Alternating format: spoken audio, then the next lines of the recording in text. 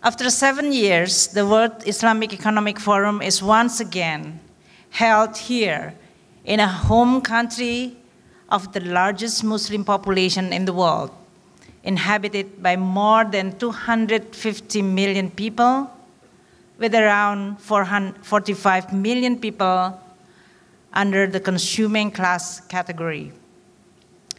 In fact, approximately 50% of Indonesian population is categorized as productive age of under 30 years old. The World Bank report elucidates that this favorable demographic profile of Indonesia could serve as one of the powerful drivers of sustainable growth. The WIEF 2016 features decentralizing growth and empowering future business that underline the important role of small and medium enterprises, or SMEs, in stimulating economic growth, which from my point of view brings about big aspiration going forward in 3 important steps. First, emphasizing the importance of engagement and cooperation between government and businesses. In that regard, we should place high expectation on the engagement of leaders and high-level government delegates, policymakers, and market leaders with especially small and medium enterprises, startup players, and inventors. Through this, we hope decentralizing growth will provide more opportunity for SMEs to be in the driver's seats of economic growth. It is always a very important player in creating jobs, and especially important cushion when economies facing a huge shock.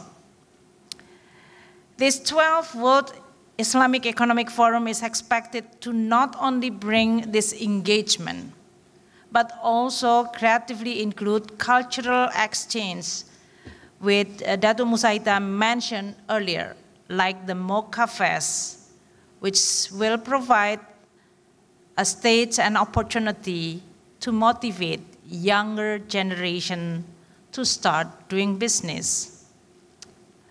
The second step is on the need for the governments and businesses to nurture innovation. Nowadays, we found that community-driven businesses supported by digital technology development are increasingly prevalent across our economies. Innovation creates values and definitely can lower costs. IdeaPad is an example on how we can facilitate new ideas available in the communities to become commercially feasible concept, where startup business players meet investors. The third step is the need to transform all this into a concrete action. It is cultivating the basic principle that policy, strategy, and fruitful discussion will only benefit everyone if all is transformed into profitable enterprises. This is where business networking or masterclass workshop came into to encourage people to meet, negotiate businesses, as well as create opportunity and share experience so that they could be empowered and eventually contribute more to the real economic activity. I take this opportunity to express my sincere gratitude and appreciation to all leaders, distinguished delegates for participating in this 12th World Islamic Economic Forum. Welcome to Jakarta for the 12th World Islamic Economic Forum. We are pleased that after London in 2013, Dubai in 2014, and Kuala Lumpur in 2015, the World Islamic Economic Forum has come to Jakarta. Jakarta is a vibrant metropolis. While you are here, please take some time to enjoy Jakarta's world-class culinary, golf, spa, and shopping.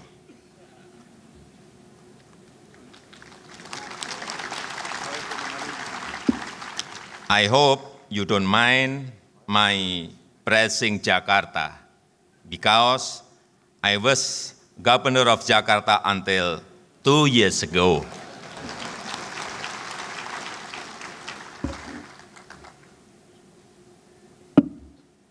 Ladies and gentlemen, 2016 is shaping up to be another challenging year. 8 years after the global financial crisis, the world economy remains sluggish. Global trade is at its weakest since the Second World War. Last year, global export declined by 14% compared to the year before. Out of around $10 trillion of government bonds outstanding in the world, around 2/3 now carry interest rates below zero. We are seeing terror attacks, big and small, around the world. Arguably, the politics in many regions of the world are the most unpredictable since the beginning of this century. Ladies and gentlemen, in global conditions such as this, we, the Muslim societies around the world, must make use of our fundamental strength. Muslim societies have the best demographic of any religious group in the world, with the highest proportion of young people. The median age of Muslims worldwide is 23 years old, while the median age of non-Muslims around the world is 30 years old. Sharia finance is now multi-trillion-dollar global industry. Islamic flavors in fashion, in culinary, and in art and architecture are growing rapidly and have huge potential to create a world new economy. But we must admit, we, the Muslim societies, also face huge challenges. In many of our communities, we suffer from high unemployment, especially among our young people. In many societies, we are pushed to decide, unable to integrate well with others. We are not yet as powerful in media, in social media, in technology. Therefore, we are not winning the battle for perception. And if we do not educate our people, if we do not train our people, the world will leave us behind. Ladies and gentlemen, we live in an age of unprecedented innovation. Robotics, artificial intelligence, genetic engineering, 3D printing. Yet, at the same time, we know live in an age of unprecedented instability. There is unprecedented income inequality. We are seeing security threat all around the world.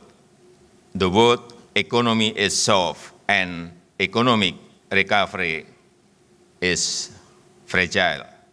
I believe we must admit innovation creates winners and losers.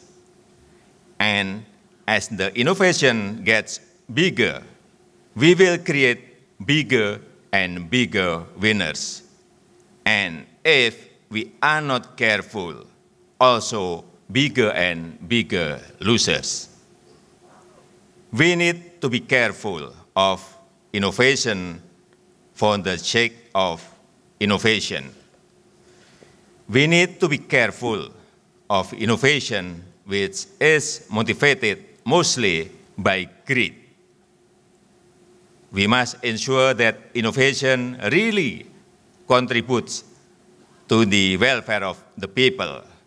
The welfare of the people will not go up automatically just because there is innovation.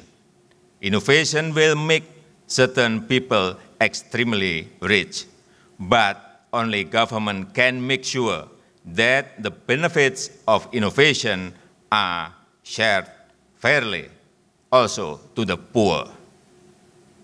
Ladies and gentlemen, there is no shortcut. There is no magic bullet. We must undertake the difficult work, the complex work of building industries that create jobs, of building systems to educate our children, to train our young in the skill and in the attitude which are required in the 21st century. For those of us who still carry among us packet of poverty, we must solve the basic problem of electricity, of clean water, of transportation. We must make sure that our people can live in places that are clean, that are safe. We must make sure that food is available and affordable. And perhaps more important, yet also the most difficult, we must build a culture. A culture that is open, a culture where we do not only tolerate our differences, but give genuine respect to our differences. How can all this be done? The answer is simple, step by step and one by one. Ladies and gentlemen, I'm sure your discussions in Jakarta this week will make a very meaningful contribution toward our goal of creating prosperous and just Muslim societies around the world. I hereby wish you a fruitful conference. Wassalamualaikum warahmatullahi wabarakatuh. Please accompany His Excellency the President of the Republic of Indonesia for the striking of the gong. Minister of Finance of the Republic of Indonesia, Her Excellency Sri Mulyani Indrawati, and Chairman of the World Islamic Economic Forum Foundation, the Honorable Tun Musa Hitam.